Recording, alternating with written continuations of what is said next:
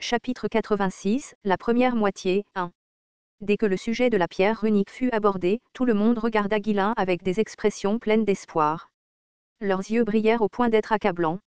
C'était un peu gênant de tendre la main pour une récompense au lieu de la recevoir en tant que meilleur contributeur, mais je n'avais pas le choix. Recevoir la pierre runique était essentiel pour redonner un peu de vie aux finances du domaine. Ce n'était pas quelque chose à refuser simplement parce que c'était embarrassant. Cela ne signifiait pas non plus que je pouvais la demander directement. La pierre runique était quelque chose que Guilain avait gagné entièrement par lui-même. En fin de compte, les vassaux ne pouvaient compter que sur une méthode ancestrale qui s'était transmise de génération en génération, la flatterie, également connue sous le nom de relais de louange. Omern, après avoir évalué l'ambiance, fut le premier à s'avancer et s'exclama à haute voix. Vos réalisations resteront gravées dans l'histoire pour toujours, jeune seigneur. La victoire dans la défense de Ferdium est entièrement due à toi.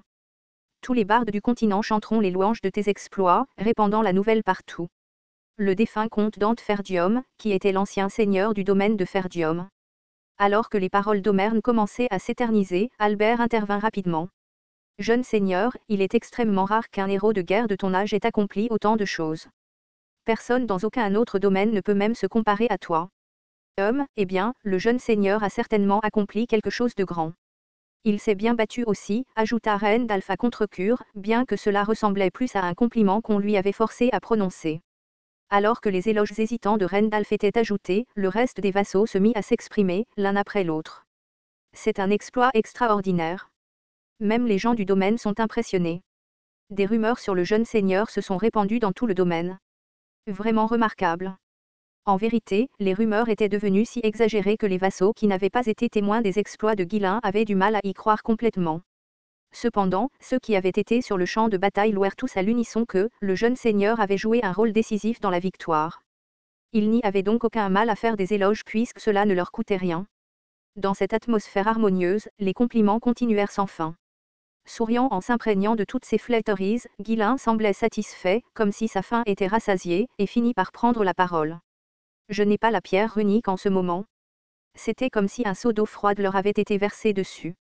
Les vassaux qui l'avaient flatté se turent immédiatement. Omern, comme s'il n'avait pas bien entendu, demanda à nouveau. Qu'as-tu dit? Qu'est-ce que tu n'as pas? La pierre runique. Je ne l'ai pas. Les vassaux supposèrent que le jeune seigneur jouait encore une blague. Certains d'entre eux lancèrent des regards suspicieux à Guilain, se demandant clairement s'il se retirait à la dernière minute parce qu'il était réticent à le remettre. Se sentant frustré, Omern l'encouragea. Non, mais tu as dit que tu le donnerais.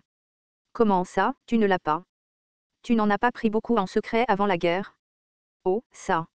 Je ne l'ai pas. Pourquoi? Tu ne le savais pas. Ils ont tous explosé.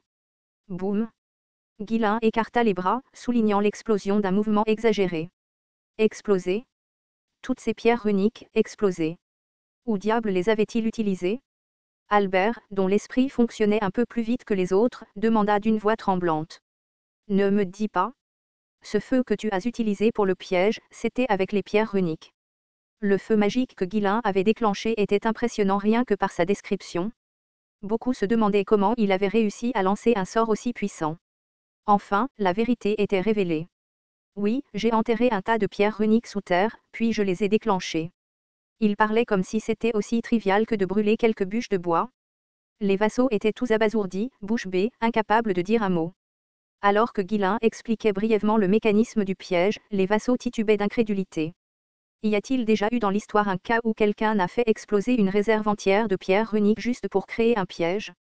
Probablement pas, même dans toute l'histoire du continent. C'était déjà un exploit choquant, mais penser qu'il en avait utilisé une telle quantité. C'était comme dire qu'il avait mis le feu à plusieurs charretées de pièces d'or. Avec autant de richesses, même les grands seigneurs pouvaient vivre confortablement pendant des années. Pour Ferdium, cela aurait pu facilement les faire vivre pendant plus de 10 ans, peut-être même 20, s'ils l'avaient dépensé judicieusement comme il le faisait maintenant. Même Zwalté, qui pensait s'être habitué aux excentricités de son fils, pâlit. Omern, frustré, se serra la poitrine et s'écria. Comment as-tu pu utiliser tout ça pour un piège? N'aurait-il pas été préférable d'en donner la moitié à Répoldé ou à Desmond et de s'assurer leur soutien? Cela aurait été bien plus pratique. Si vous leur aviez offert autant de pierres runiques, d'autres seigneurs se seraient précipités pour vous aider. C'est Desmond qui a attaqué. Quoi? Ce qui a suivi fut plus choquant que la nouvelle des pierres runiques. Tout le monde écarquilla les yeux, incrédule. Comment un domaine pauvre comme Digald pouvait-il rassembler une telle force? Desmond les soutenait. Pourquoi un grand seigneur comme Desmond nous prendrait-il pour cible? Probablement pour les pierres runiques. Il y avait d'autres raisons, bien sûr, et ce n'était pas Desmond mais le duc Delphine qui tirait les ficelles en coulisses. Mais Ghislain décida de ne pas en parler pour l'instant afin d'éviter de provoquer davantage de confusion. Zwelte, la voix tremblante, demanda à nouveau. En es-tu sûr? Était-ce vraiment Desmond? C'est vrai. Je vais te montrer la preuve.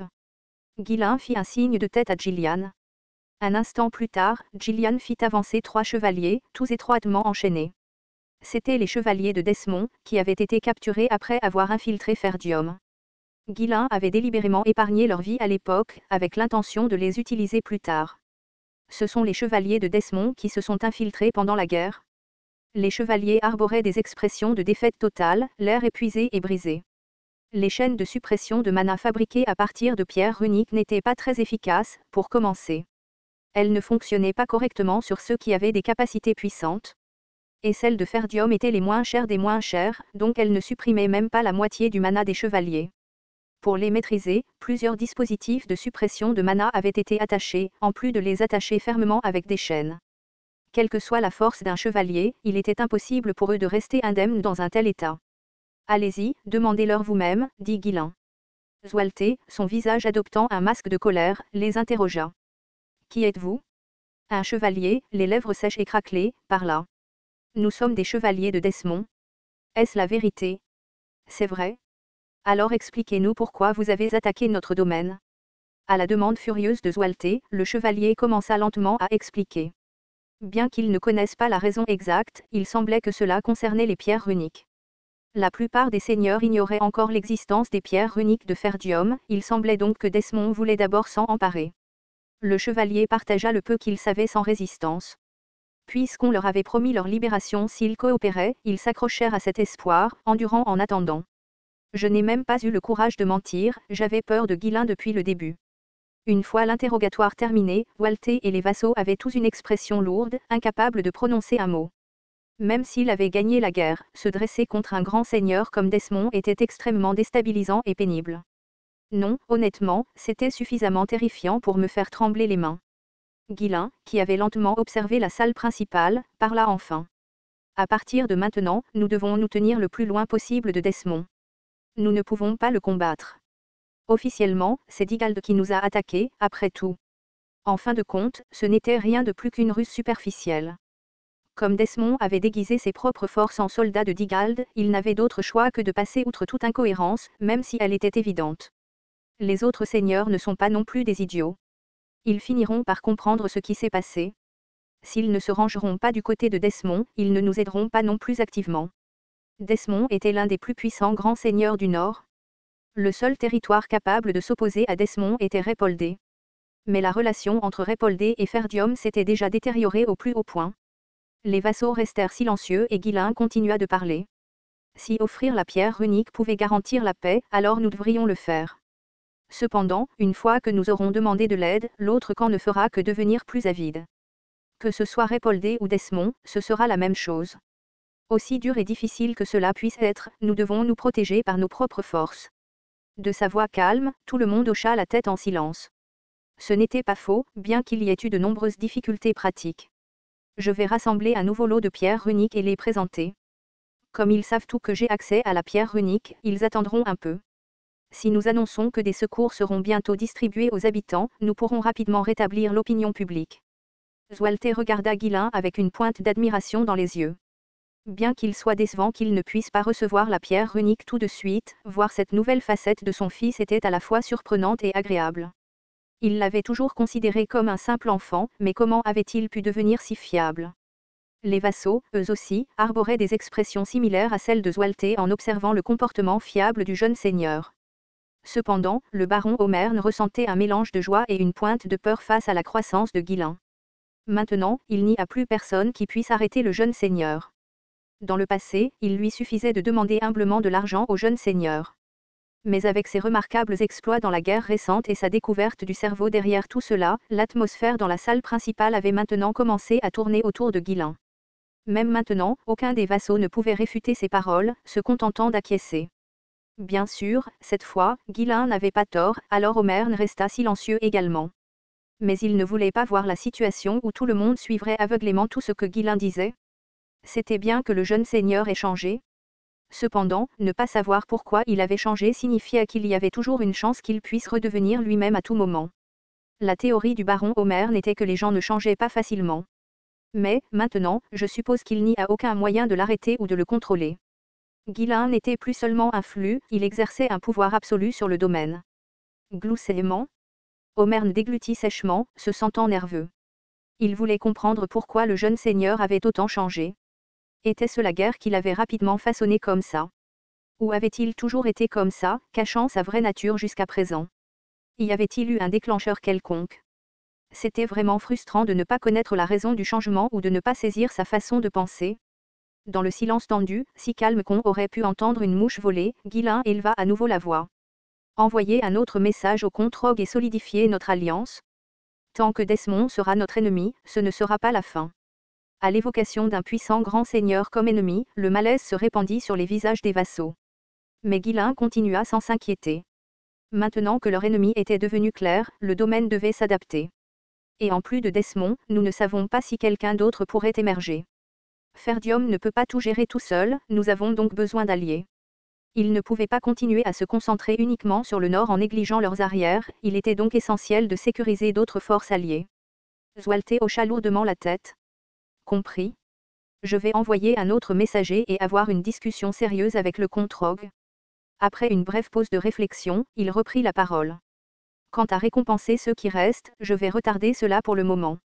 Une fois que Ghislain aura ramené les pierres runiques restantes, nous les distribuerons d'abord aux habitants du domaine et seulement ensuite nous distribuerons des récompenses. Certains chevaliers montrèrent une légère déception, mais la plupart inclinèrent la tête en signe d'accord. À ce stade, argumenter contre la décision ne ferait que les faire lapider et traîner. De plus, sans les pierres runiques de Ghislain, il n'y avait de toute façon pas d'argent pour les récompenses. Une fois que tout le monde fut d'accord, Zwelte se tourna vers Ghislain et parla. J'avais promis de te donner 2000 pièces d'or, mais il semble que tu ne ferais que les prendre et en rendre une partie.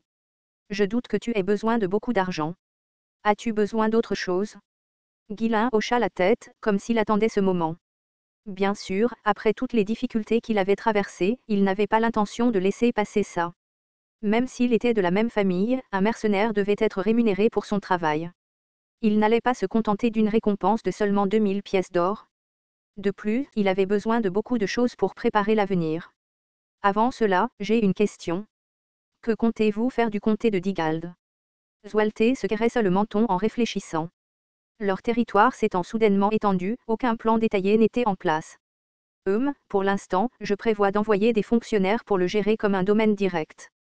Plus tard, je diviserai le territoire entre les vassaux qui ont contribué de manière significative. Bien sûr, nous accepterons ceux qui nous jurent fidélité. Compris? Dans ce cas, je te dirai ce que je veux comme récompense. Rara, d'accord, vas-y dis-moi ce que tu veux. Zwelte sourit chaleureusement en parlant, et Ghislain répondit avec un doux sourire. J'aurai besoin de la moitié de ce territoire. Les visages de Zwelte et de tous les autres furent instantanément remplis de choc.